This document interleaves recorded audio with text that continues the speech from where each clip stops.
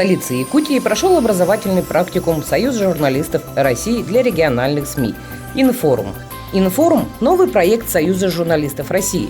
Образовательный проект был запущен в 2018 году и уже прошел в 25 городах России.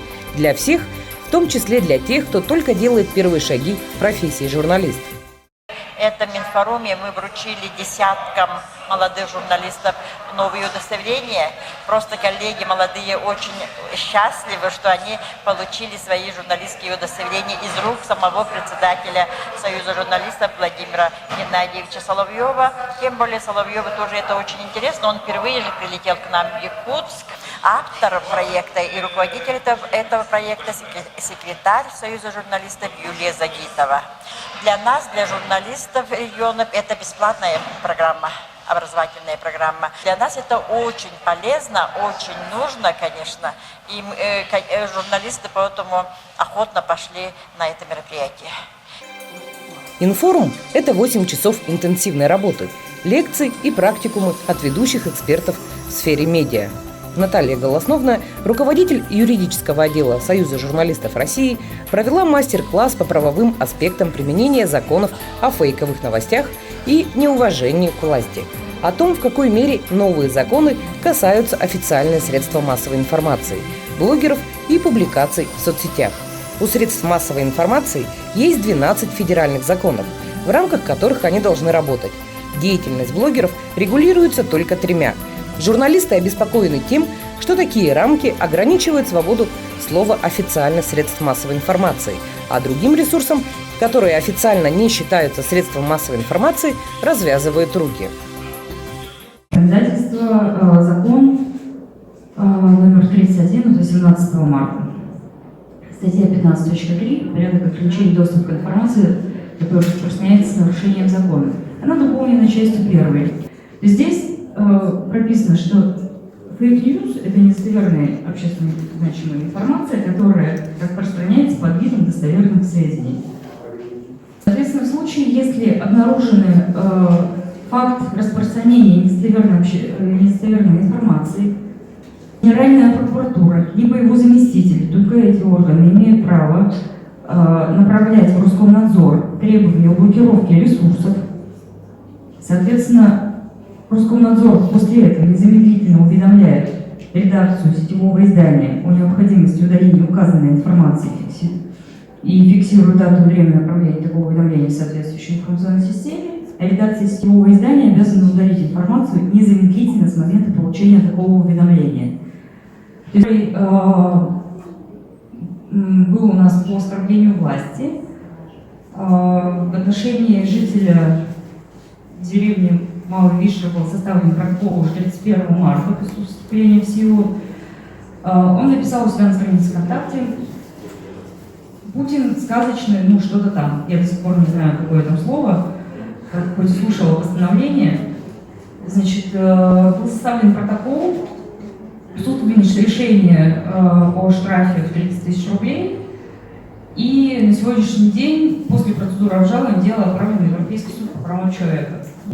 Поэтому практика на сегодняшний день по оскорблению власти, она состоит исключительно из дел в отношении гражданских активистов, либо просто обычных граждан.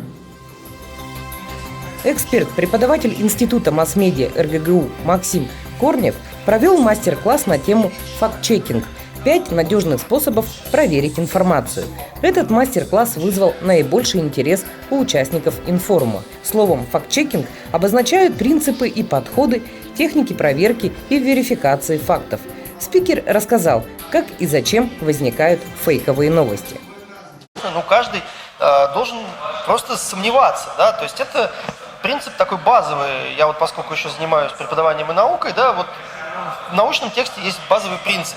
Если ты что-то говоришь, ты должен сослаться на источник. Этот источник должен быть проверяем, верифицируем, то есть другой может зайти и прочитать то же самое, что ты сказал, и согласиться или не согласиться. Вот то же самое и в СМИ, да, то есть всегда помнить про источник, всегда подтверждать его достоверность, его компетентность, его ценность, и, соответственно, в хорошем смысле, да, сомневаться, а как без этого.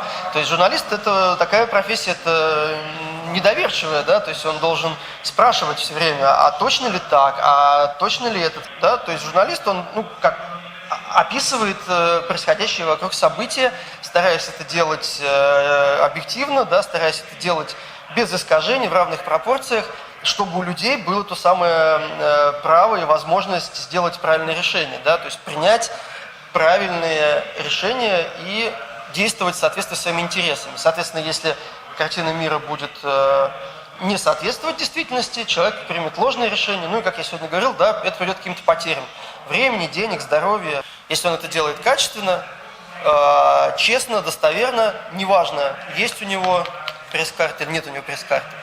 Думайте о людях просто, и все. Вот когда ты садишься писать текст, ты должен подумать, кто его прочитает. Вот на том конце сидит живой человек. И ты вот должен сесть, и вот как будто твоя любимая бабушка, да, или твоя мать, и должен ей рассказать, что вот что-то там произошло, теперь у нас будет так-то, следовательно то-то, нужно делать или не нужно делать то-то, да, то есть вот просто взять и рассказать так, как будто это твой близкий человек, то есть тогда у тебя будет хорошая журналистика. Директор регионального развития и международного бизнеса издания «Аргументы и факты» Виталий Непомнящий провел мастер-класс для местных печатных СМИ. Он наглядно продемонстрировал, что печатные средства массовой информации претерпевают значительный упадок. На примере издания «Аргументы и факты» Виталий рассказал участникам, как их редакция работает в цифровом направлении. При этом он считает, что печатные средства массовой информации не стоит бояться того, что цифра вытеснит печатную продукцию. Газета всегда была и будет самым верным и достоверным источником информации. Уровень доверия к печатной СМИ, он огромен, и он будет возвращаться. Вспомните, по-моему, в прошлом году или в позапрошлом тираж Нью-Йорк Таймс вырос в Америке, который вообще сидит и глаз не отрывает от телефона. Это мое мнение, и мне кажется, что многие согласны, потому что вот ты взял газету, вот это, ты пришел, показал, вот ты написал, на сайте ты повесил, завтра кто-то влез, 2 слова исправил. Если ты успел скрин снять, молодец. Потом еще иди докажи, что ты снял скрин, а не сам его написал и сфотографировал. Правда ведь? Нет, уровень доверия, он будет в газете, он велик, и он всегда останется. И пока людям нужна информация, газета точно будет. Один из мастер-классов в рамках инфорума по работе в интернет-пространстве провел директор департамента социальных сетей «Комсомольской правды» Илья Лачканов. Он рассказал о том, что в современном мире профессии размываются, и просто писать новости или говорить в камеру – это прошлый век. Современный журналист должен уметь делать все сам, обладать самыми разными навыками. Иначе в современной журналистике не выжить. Журналист, как и любой другой специалист, должен постоянно повышать свое образование, потому что время не стоит на месте. Стремительно развиваются как творческая, так и технические стороны профессии. Мои коллеги, медиа-менеджеры, так называемые, то есть люди, которые управляют СМИ, говорят о профессии медиаспециалиста. То есть сегодня просто писать текст, просто говорить на камеру, это совсем очень мало. Это даже очень мало по уровню зарплаты. Потому что сегодня запрос очень высокий. Человек, который работает в медиа, в журналистике, в СМИ, он должен уметь писать, говорить, редактировать фотографии в редакторах, Photoshop как минимум. Он должен понимать, как работают соцсети, и знать и хотя бы понимать, как это все выглядит, уметь, как это говорится сейчас модно, хайпить, то есть зажигать аудиторию и провоцировать ее на коммуникацию, на общение. И это такой базовый порядок, то есть то, чего ждут сегодня от любого человека, который приходит работать в редакцию. То есть чем больше ты можешь из перечисленного мной, тем, соответственно, ты можешь больше рассчитывать на зарплату, карьерный рост. Корреспондент программы «Время» Антон Верницкий провел мастер-класс для якутских телевизионных журналистов. Выступление прошло в формате диалога. Вопросы были разные, от рейтинга Первого канала, как строятся прямые эфиры, реально ли истории в ток-шоу на Первом канале, до того, как налажена работа Первого канала с региональными журналистами и почему порой информация с регионов преподносится на федеральном уровне немного искаженной. Так, Якутии оказались зубастые журналисты, задавали жесткие вопросы, и очень интересно. Смелости и наглости, хотя на самом деле, судя по общению с журналистами из Якутии, они и смелые, и наглые бывают. Удачи всем, хороших репортажей, чтобы вас любил зритель. Будет любить зритель, будет все хорошо. Информ. В нем приняло участие более 170 журналистов региональных и местных СМИ, блогеров, медиа-менеджеров, федеральных экспертов.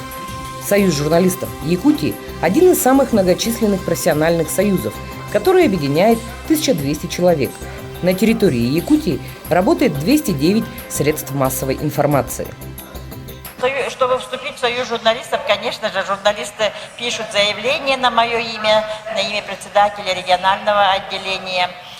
Прежде чем вступать, подать заявление, они должны ознакомиться с нашим уставом Союза журналистов и кодексом профессиональной этики.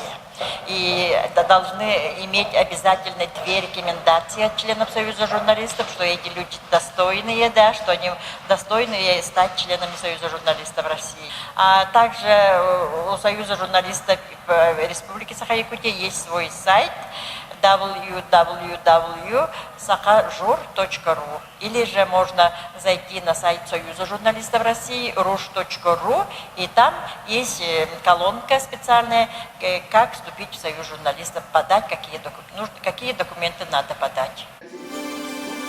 Информ – первая возможность научить якутских журналистов новым практикам в мире и сделать предпосылки для самообразования, что успешно было сделано в столице Якутии.